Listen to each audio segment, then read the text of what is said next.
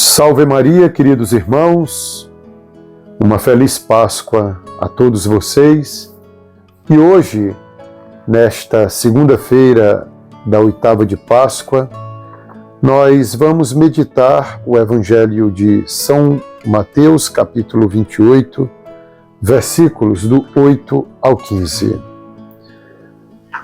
O Evangelho de hoje diz que as mulheres foram as primeiras a constatarem a ressurreição de nosso Senhor Jesus Cristo. Com certeza porque foram mais prestativas. Elas partiram apressadamente do túmulo para anunciarem aos discípulos o que havia acontecido. No caminho, foram interceptadas por Jesus. Elas alegremente se prostraram aos pés de Jesus, abraçaram os seus pés e Jesus disse para elas: alegrai-vos.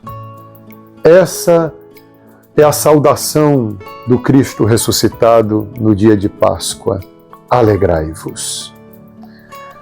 Essa palavra alegria foi dita a Nossa Senhora pelo arcanjo São Gabriel no dia da Anunciação. Como porta-voz de Deus, o anjo disse a Maria: alegra-te, cheia de graça. É chamado à alegria todo aquele que espera em Deus. Aquelas mulheres, com certeza, desejavam com veemência a Cristo Jesus. Então, Jesus sabia que aquelas mulheres, encontrando-o, se alegrariam. Meus irmãos, que como Maria Santíssima, que como essas mulheres, nós também tenhamos um profundo desejo pelas coisas do Senhor, porque é desse desejo que nos vem a alegria. Como reza um salmo: Senhor, se vos tenho aqui na terra, o que mais poderei desejar? Com efeito, é Deus quem satisfaz e plenifica o homem. Alegrai-vos. Quantos procuram satisfação em coisas temporais, passageiras? Como muitas pessoas procuram a alegria em coisas transitórias. Mas nós buscamos a Deus e, ao encontrá-lo, o nosso coração se encherá de alegria. Dizia Santa Teresinha do Menino Jesus que Deus não suscita nenhum desejo no coração do homem que ele não possa satisfazer. Então, como Deus vem ao encontro daqueles que vão ao encontro dele, ele diz para nós: alegrai-vos. E a palavra de Jesus é uma ordem. Se ele diz para nos alegrarmos, nós nos alegramos. A nossa natureza obedecerá às palavras de Jesus. Que alegria quando ouvi que me disseram: vamos à casa do Senhor, diz o salmista. Então a nossa alegria está em nos ocuparmos com as coisas de Deus. Queridos irmãos e irmãs, nosso Senhor, no Evangelho de hoje, chama os discípulos de irmãos. Jesus disse àquelas mulheres: ide anunciar a meus irmãos que se dirijam para a Galileia, lá eles me verão. Esses irmãos são os discípulos, mas também somos todos nós. Antes, os discípulos eram só discípulos, depois passaram a ser chamados de amigos por Jesus. Agora, no dia da ressurreição, esses laços se estreitam ainda mais. Agora eles são chamados de irmãos. Realmente a cruz nos aproximou ainda mais a Cristo. A cruz não separou Cristo de nós, nem nós de Cristo. É pela cruz que Cristo ressuscitou e ele então se tornou ainda mais próximo dos homens. Ide e dizei aos meus irmãos que se dirijam a Galileia, lá eles me verão. Queridos irmãos, esses laços familiares referidos pelos santos evangelhos transcendem os laços familiares oriundos do sangue, do biológico. Vejam que nós chamamos a Deus de Pai, a Jesus Cristo de Filho. Chamar a Deus de Pai é dizer que Ele é muito mais do que um Criador. É dizer que nós temos com Ele um laço profundíssimo, graças a Cristo, que é o Filho. É por meio dele que vamos ao Pai. Quando Jesus nos chama de irmãos, Ele cria conosco um laço que vai para além do sangue. Quando Jesus se apresenta como Filho, Ele quer dizer que Ele tem a mesma natureza do Pai, que é divina.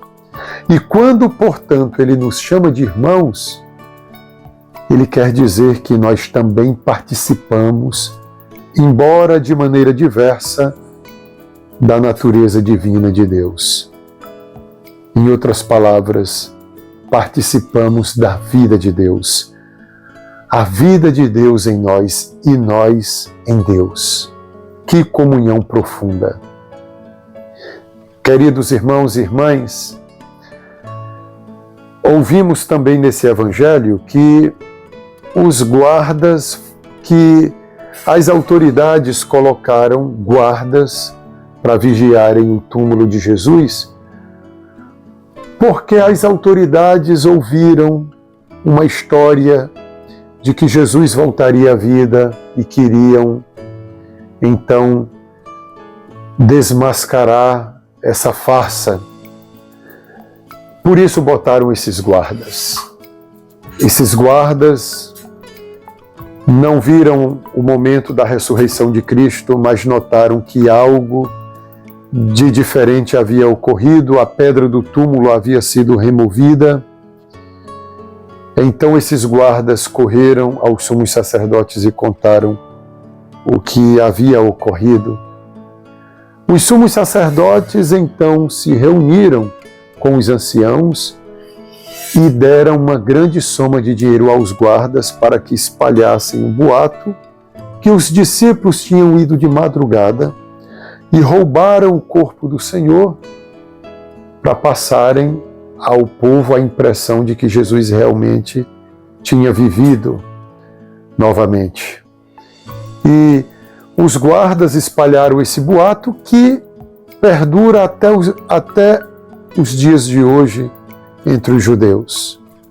Meus irmãos, não é a primeira vez que usam dinheiro para calarem Jesus de Nazaré.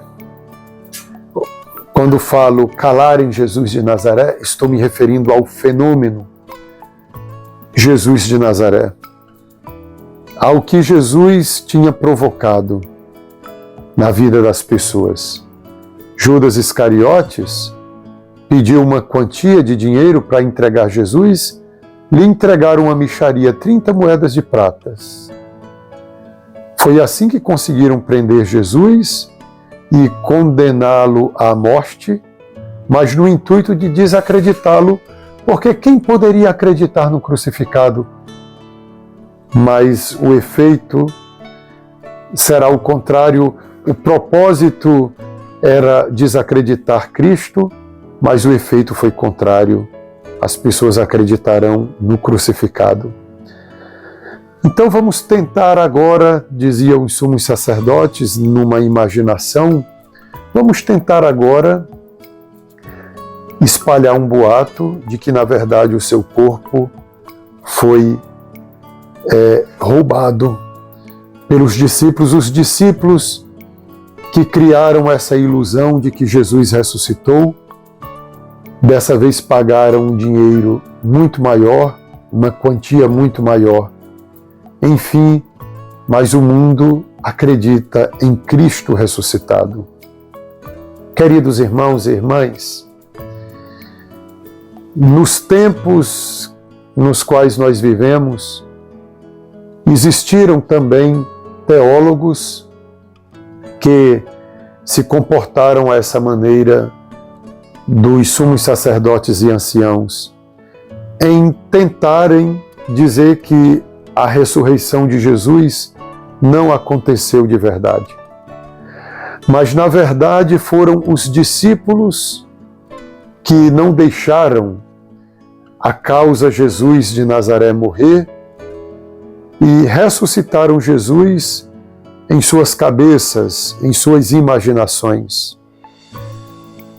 A Igreja Católica, ela se colocou contra esse tipo de ensinamento. E interessante que esse tipo de teologia não se desenvolveu primeiramente em corredores da Santa Igreja, esses ensinamentos que são contrários à doutrina, à tradição da Igreja, mas também em ambiente protestante. Na verdade, esse ensinamento se originou por teólogos protestantes e encontraram no protestantismo um ambiente favorável. Enfim, queridos irmãos, a ressurreição, ela transcende o nosso entendimento. Está para além da nossa compreensão. Mas Jesus ressuscitou. A Igreja não cansa de professar esta verdade. Muitos não compreendem a ressurreição, mas não precisam compreender totalmente. Vamos nos submeter e aceitar esta grande verdade, porque aquele que disse que ressuscitou não mente. Ele é fiel. É por isso que dizemos no dia de hoje, em dia de Páscoa, Cristo ressuscitou e ressuscitou verdadeiramente. Por que falamos dessa maneira? Porque dizer só que Cristo ressuscitou, ele poderá ter ressuscitado só por um plano arquitetado pelos discípulos. Mas quando dizemos que ele ressuscitou verdadeiramente, queremos afirmar, ele ressuscitou. O Pai o ressuscitou. Não foram os discípulos que o ressuscitaram na imaginação, naquela sua vontade de manter o nome de Cristo lembrado entre as pessoas. Ele ressuscitou verdadeiramente. Não é uma ilusão a ressurreição, não é uma imaginação. A ressurreição não é uma ideia com a qual os discípulos criaram simpatia e então concordaram entre eles em espalharem essa história que seria de muita imaginação do ser humano, dizer que ele ressuscitou sem que ele tivesse ressuscitado verdadeiramente. Mas Cristo ressuscitou verdadeiramente, e daí que os discípulos acreditaram, recuperaram a fé e começaram a anunciar ao mundo inteiro que Cristo realmente ressuscitou. Independentemente dos discípulos, ele ressuscitou. O medo, a falta de fé nos discípulos, antes de constatarem a ressurreição, desanimaram demais os discípulos e eles não eram capazes de se levantarem desse abatimento para dizerem que Cristo ressuscitou se realmente Jesus não tivesse ressuscitado. Desejo a todos uma feliz Páscoa. Cristo ressuscitou e ressuscitou verdadeiramente. Que pela intercessão de Nossa Senhora, a bênção de Deus Todo-Poderoso, Pai e Filho e Espírito Santo, desça sobre vós e permaneça para sempre. Amém.